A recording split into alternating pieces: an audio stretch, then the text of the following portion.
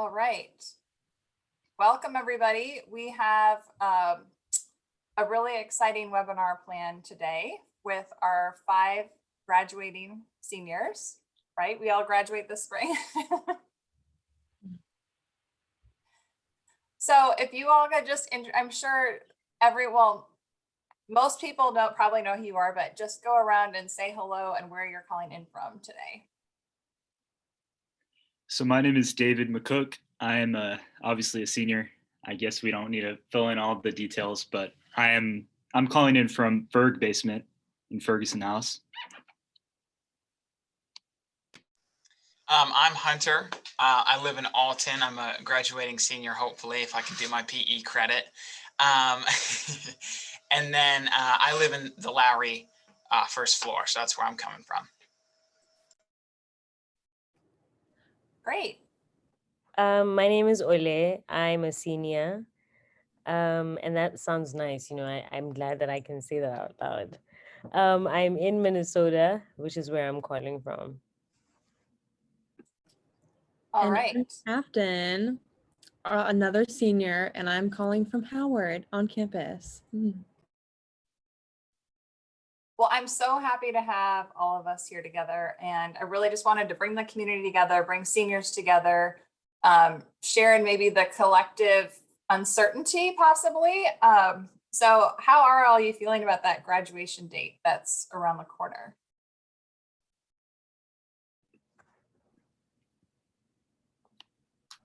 I think there's still a lot of uncertainty, but I think there's obviously a plan for each of us. If we keep doing our due diligence, like we will end up somewhere, and it will be okay. I think I'm pretty stoked. I've been thinking about it for quite a while and trying to be as diligent about my steps as possible. I mean, luckily for me, I'd had conversations with past upperclassmen about how to better prepare for this. So it is not as bad as I thought it would be. Well, I think I'm a little lucky because I'm going the law school / graduate school route. So it's a little bit more set in stone. But I'm still also nervous. I feel like the whole idea, coming out of college and then you have to do, like you have to start somewhere. And if you make a mistake, then it's all over. And I don't think that's true. But I know, it gets to me a little bit about, am I making the right choice? So I am excited and I know what I'm going to do, which I'm grateful for because I don't think everyone, is quite sure where they're going. But, I think no matter what we do, we'll be in the, the right spot no matter what. Absolutely. Yes, I'm on the same boat. And part of me wishes I was going to like a graduate program or something because it would give me like somewhere to place my feet. But I think I'm becoming more comfortable with the uncertainty and just like there are opportunities out there that exist for students like us. And we know some of them, we don't know the others. And I think it's just having patience with ourselves and doing our best work and knowing that we will end up there. We're not graduating to do nothing. Like we have a plan and a purpose. So I guess it's just like trusting that and knowing that we're all worrying and we're all in the same spot to some extent. So. Well, I know all of you have taken some really concrete steps to kind of start getting ready for life after college. So maybe we could start with David and just kind of share like some of the things that you found that have been the most helpful.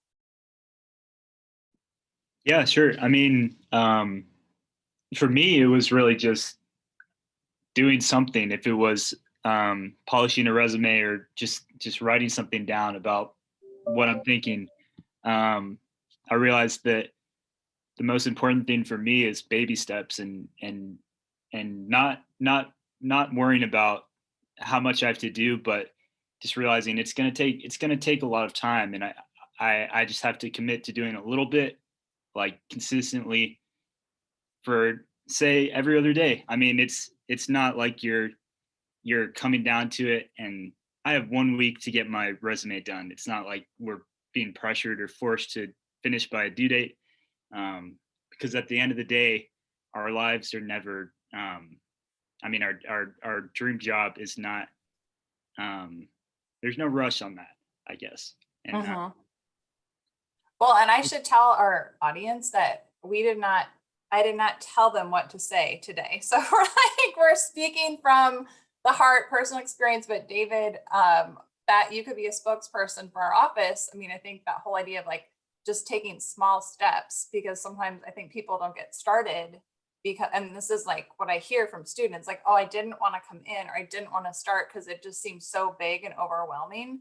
And so it's like taking that baby, like they couldn't even take the baby step because they're thinking of like this giant mountain. And I love that you shared like just do a little bit every day or a little bit every other day, and it just makes it so much more manageable. And that's also what was so nice about having your career boot camp was it kind of makes those steps like those what seem so big and scary, because I'm one of those students that would have like procrastinate the whole thing because even the little steps, it just seemed so big. But even just like signing up for something and just showing up, it's like you walk through the steps. The only thing you don't do is do it for us, Right. which is really awesome though, because then it kind of gives me like, even if I say I didn't do every single thing that was done in the career boot camp, I know what that little step looks like. I know what it is. I know who to talk to if I have questions. I just talked to other students who had that thing finished or who had just completed it or worked through it. It's like you're left in a place that's not alone, and you literally see what it is that seems so scary. And then you're like, wait, I only have like a few things that I really want to accomplish. And like David said, there's no like pressure to finish it like right now. And like one thing I've been doing that you helped me was to take just a time each week just to focus or think or be creative about what that future plan looks like. Because otherwise you spend like weeks and weeks stressing and procrastinating and whatever, but just designated times to take the little step or to just look into something. And that's gotten me further than even taking like sending off applications everywhere. It's just like thinking and being intentional about it. Oh, that's good. That's good. Yeah, and I think to kind of share a little bit more about what Afton's saying, I mean, everyone's different, but I think like in Afton's case, I think it's okay for me to say, like she was thinking, you were thinking so much about it that it was like becoming stressful. So I said, just give yourself permission that you don't have to think about it all the time. And that's what she's saying, like pick a time where I'm going to be intentional about this and create the space. And then when those thoughts come in that might be very disruptive to the rest of your life, you can just say, this isn't the time for this. Like I'm going to focus on this later. So that's awesome. Going off of what basically all of you have mentioned, it is definitely an overwhelming step to take. And I just like to say, sometimes going into it with almost no idea of where you're going, the the career boot camp and the Design Your Life almost helps you weed out all the ideas that you may have gotten into, because you don't know what to ask, you don't know what your next step is. But going into those group sessions allows you, like I said, to clear out weed out your ideas and have a clear idea of where you're going. For me specifically, I remember getting your first email and just feeling like, okay, I think I know what I want, but it's changed over time. I mean, I think when we started speaking, I wanted to apply for something else and eventually applied for something else going forward. But like I said, you don't have to come into any of these well prepared, because going into it is at least the first step into getting that journey cleared out for you. And I mean, to go off of that a little bit too, is I think the most helpful thing I've learned is that it's a long haul.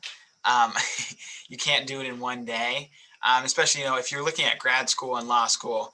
And if anyone's wondering, I applied about November, which is still like pretty early. Like that's a good point to apply because it'll take you all the way up through February. And I applied to 10 schools and I've only heard back from 2. And so, Wow. I was every day, like I'd wake up like, okay, November 31st or November 30th. I don't know if there's a 31st. I'd check my law school admissions. They have like a status updater and I check and I'm like, okay, so I didn't get in here. So if that doesn't mean I'm getting in there, then I'll go this route. And I had so many hypotheticals. And, I was planning each day as if like that was the decision day. And now that, we're in February and I've had a long time to think about it, I kind of joke about how I was doing that at the beginning. And I still don't know what I'm going to do yet. I'm just going to wait till all the like opportunities are there. Right. But like over time, I've been able just to think about it, and I hadn't had to make any sort of rush decisions. And so that has been incredibly helpful, just to know, you don't have to decide today, what your outcome is going to be, but you do have, a good amount of time to figure it out. And the earlier you start, I think, the better it is. Yeah, and some of you did the Design Your Life workshop that Olay was talking about. And that's kind of a new thing I piloted in January, but you're going to be hearing a lot more about it because it really went over well and I love the principles. But the principles in Design Your Life are connected to what Hunter's talking about, that you don't have to have it all figured out, that all of us have so many different lives that we're going to live and that we could live. And so it's about staying curious, and it's about figuring out, where you have a lot of energy and passion, and like also where your work view and life view are congruent. So there's a lot of floating pieces, but that's really great, Hunter, that sounds like it's getting more clear, but then you're also staying open to figure it out based on what other opportunities come your way. I also want to add on to what Hunter had said. As an international student, I know that we don't have the resources to apply to 10 schools. So I didn't. I found 2 schools that I was like, okay, this is exactly what I sound like. This is what I think I want. And I applied to both schools. Did I do it in November? No. Did I start looking? I think I started even looking in October, right, Carrie? Maybe October. I mean, I continued to still search. I think, like I said, sometimes you don't even know what you want until you go onto the school catalog and you read about the program. And I mean, there's so many resources out there, YouTube, there are people that have gone to those schools.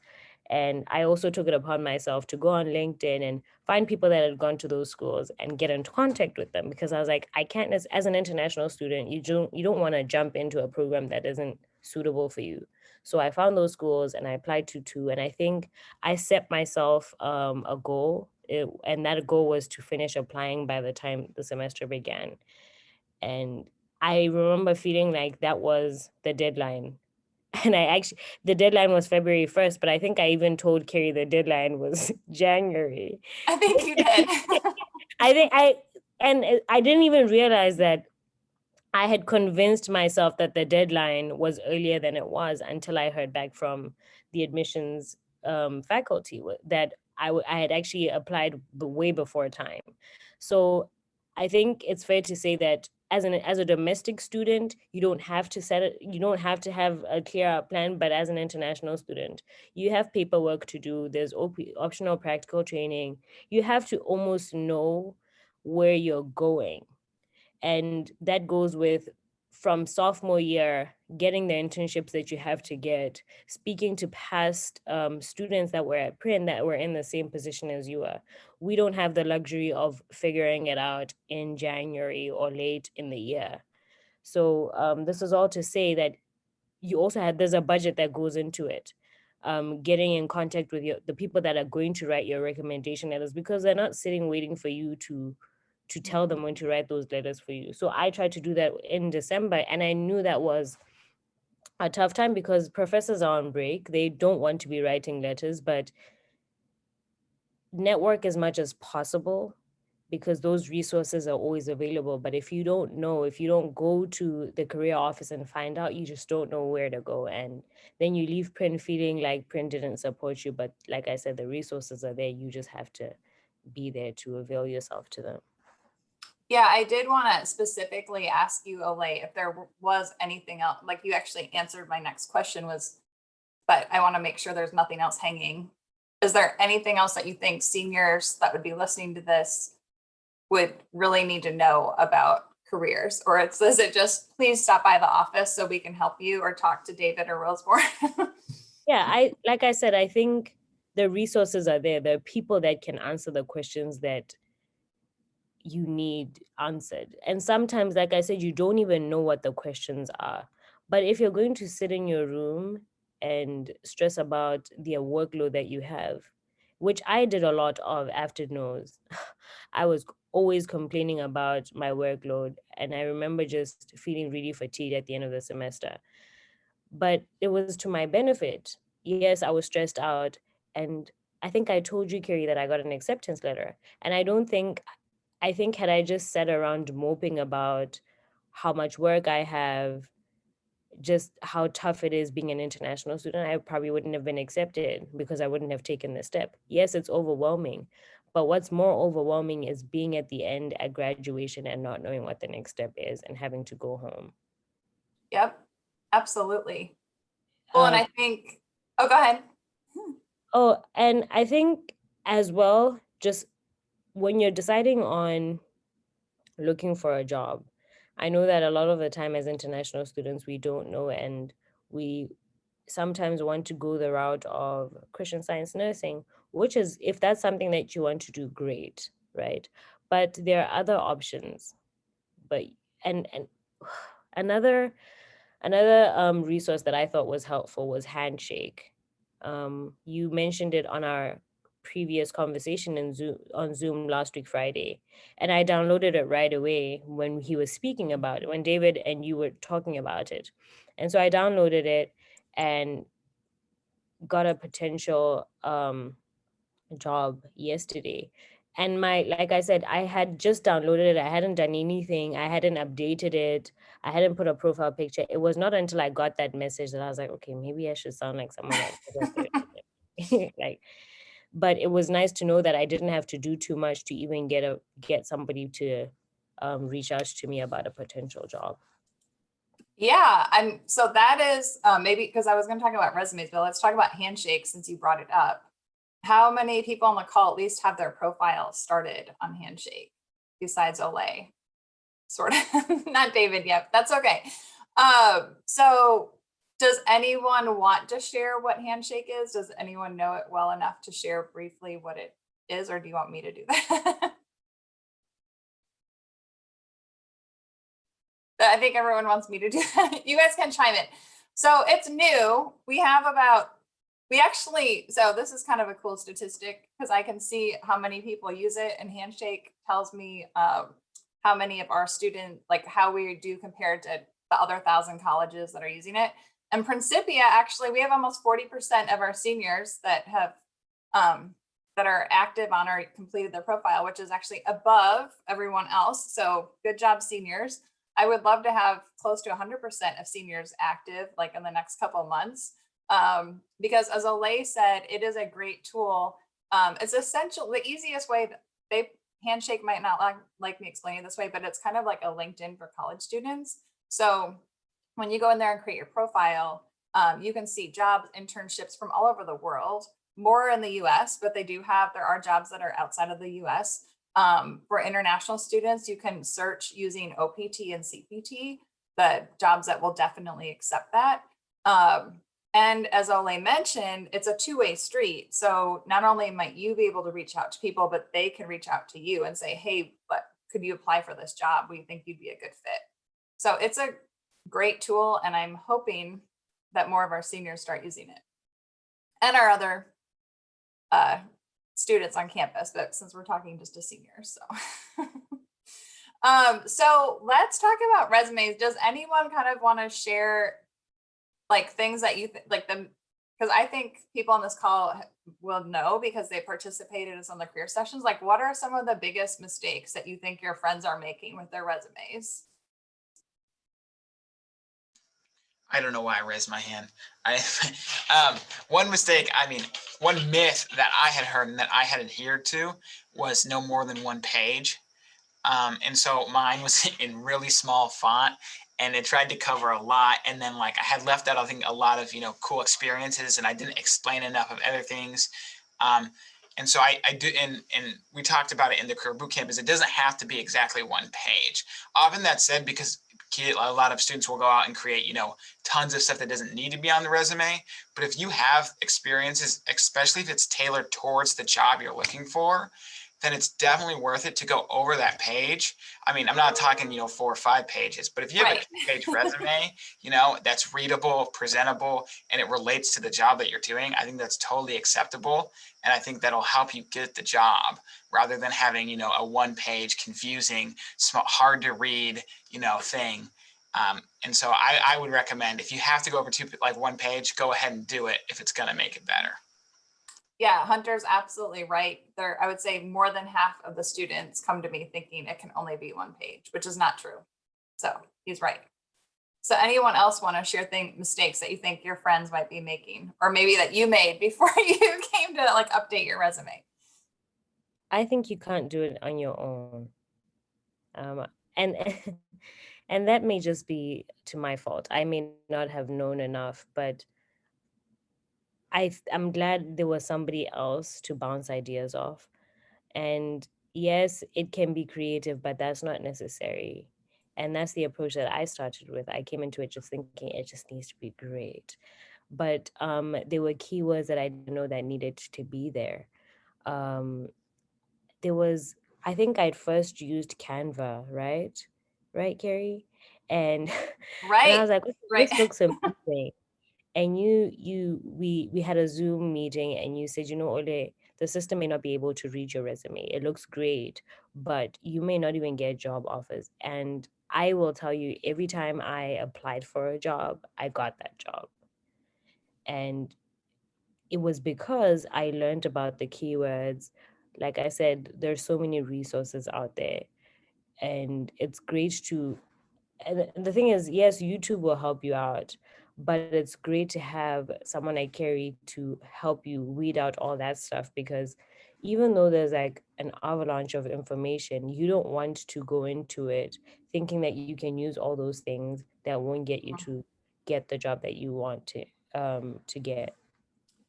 Right. And I know some people ask me like, well, how do you know, like, how do me, Carrie, know what I'm teaching you? So I actually took a class this summer from the National Resume Writers Association. So who knew there was such a thing, but there really is. And the woman that taught me has been writing resumes for almost like over 30 years. But I mean, this is like a very serious organization. There is a best practice, and I'm grateful that Principia paid for that training and supported that, because what I have also learned is even some of the best colleges in the country are still using outdated practices. So the cool thing, as you all can, be assured, is that you're learning the best practice right now. And so, and the goal is to also teach you how to do it. So when you leave, you can continue to do it on your own. But the career office is open for you even as alumni. So that's all, you're not like just thrown out to the wolves. So Afton or David, do you have any other things about resumes you wanted to share? Yeah, well, I'm not sure if this is like a thing other students had thought about, but before I had, like in the past over my college experience, I have written a few resumes for like jobs or an internship, things, but I didn't know that how you could tailor a resume for a specific job. And so I kind of just put everything on there and was like, there's everything I have. It's all I got, But I did it going through a career like boot camp. It was like looking at the job description and like what they're looking for and being able to almost like manipulate my resume to look like for like what they're looking for, or like at least what I have to offer for them. And it's not as difficult as it sounds. And having someone else read over it, I mean, world of a difference. I feel like my resumes look much better now, even if they're not like haven't been like, checked by anyone else yet. Just like my effort in knowing that I have like why I'm doing it, and just like having one standard resume and sending it out to everyone. So there's a much more efficient way to make your resume, and it's not that difficult. It just consists of like using the right words, and it's so small, but it made a huge difference for me. So I'm very grateful I learned that, and I will be passing that on to everyone that I see. Thanks, Afton. Yeah, and I was thinking about that too, actually, how I mean, different jobs are going to be looking for different skills. And another thing I was thinking about is how these jobs want to see statistics or facts that tell them that, hey, you've got the qualifications, you've done things that relate to this job and that make you qualified for this job. So I think it's important to have not too much narrative, or too much narrative and like, how do I say, like not so much storytelling, but more backing it with things you've done, I guess. Right. And to your point, it's about having that strategy and also looking at the actual job description, like what are they asking for? And then how does my resume match up to that, which a lot of people don't realize. I mean, I would say most of the students don't realize that that's what we should be doing. Well, we're almost out of time. I just wanted to mention a couple of things that we do have going on in the career office. We're doing a mini resume workshop on Friday, February 19th, and that's open to everyone. I'm potentially looking into future boot camps, but it's really kind of depends on the demand. So if you're interested in a boot camp, reach out to me, and we can figure out when that would make sense to do that. And I'm just schedule a one-on-one appointment with me. So you can just email me and I can send you a link to my calendar and we can get started. So any final tips or words of wisdom before we call it quits today? Internships. Those are important.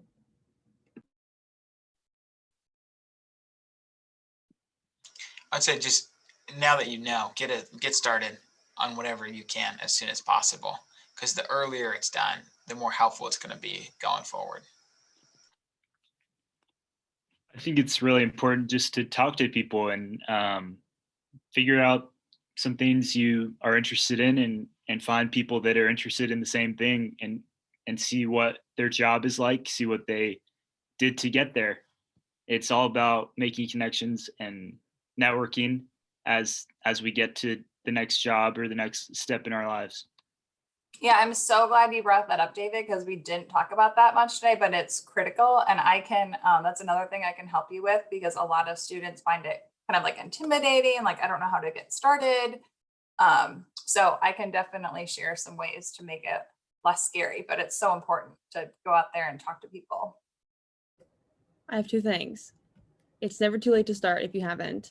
And don't write off your dreams. That sounds very cliche, but you're like what you're passionate about could literally become your life's work, and you have no idea how that unfolds. And other people have the same dreams. So it's never too late to just get moving in some direction, whatever direction that is. But dreams are good. I love it. Well, thank you all so much for being here today. And I'm sure that everyone listening is going to really, really appreciate your comments and feedback. And have a wonderful rest of your day, everybody. Thank you. All right, bye.